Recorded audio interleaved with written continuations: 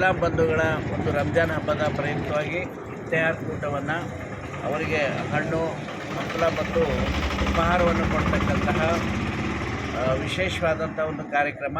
ಪ್ರತಿ ವರ್ಷದಂತೆ ಬೀದರ್ ಜಿಲ್ಲಾ ರಾಷ್ಟ್ರೀಯ ಬಸವದಳದ ವತಿಯಿಂದ ರಾಷ್ಟ್ರೀಯ ಬಸವದಳದ ಉಪಾಧ್ಯಕ್ಷರಾದಂತಹ ಶರಣರಾದ ಶಿವಶರಣಪ್ಪ ಪಾಟೀಲ್ ಹಾರಗೇರಿಯವರ ಒಂದು ಮನೆಯ ಮುಂಭಾಗದಲ್ಲಿ ಇಸ್ಲಾಂ ಬಂಧುಗಳಿಗೆ ಈ ರಂಜಾನ್ ಹಬ್ಬದ ಪ್ರಯುಕ್ತವಾಗಿ ಹಣ್ಣು ಮತ್ತು ಹಂಪಲ ಉಪಹಾರವನ್ನು ವಿತರಿಸ್ತಕ್ಕಂತಹ ಇಫ್ತಿಹಾರ್ ಕೂಟವನ್ನು ಏರ್ಪಡಿಸಲಾಗಿದೆ. ಈ ಒಂದು ಕಾರ್ಯಕ್ರಮದ ಉದ್ದೇಶ ಏನೆಂದರೆ, ಭಾರತ ದೇಶ ಇದು ಜಾತ್ಯತೀತವಾದಂತಹ ರಾಷ್ಟ್ರ. ಇಲ್ಲಿ ಹಿಂದೂ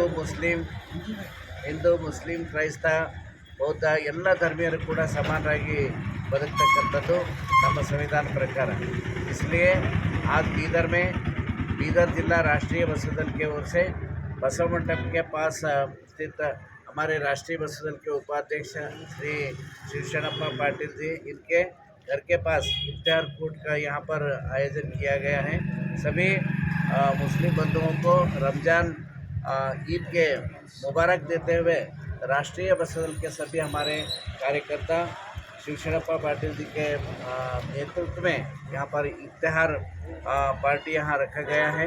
सभी मुस्लिम बंधुओं को रमज़ान ईद का हम मुबारकबाद देते हुए सभी को इस बधाई देते हुए ईद का मुबारक देते हुए सभी को इफ्तिहार पार्टी का आयोजन किया गया है. सभी इस्लाम बंधुओं को हम शुभकामनाएं देते हैं. सभी को शरणार्थी नमस्कार. भक्त जन सुर पूजा जयतु महाकारणिक लिंग देवन गण तेजा जयतु करुणा सिंधु भजक जन बंधु जय इष्टदायक रक्षिसो श्री गुरु बसवा रक्षिसो श्री गुरु बसवा रक्षिसो श्री गुरु बसवा जय गुरु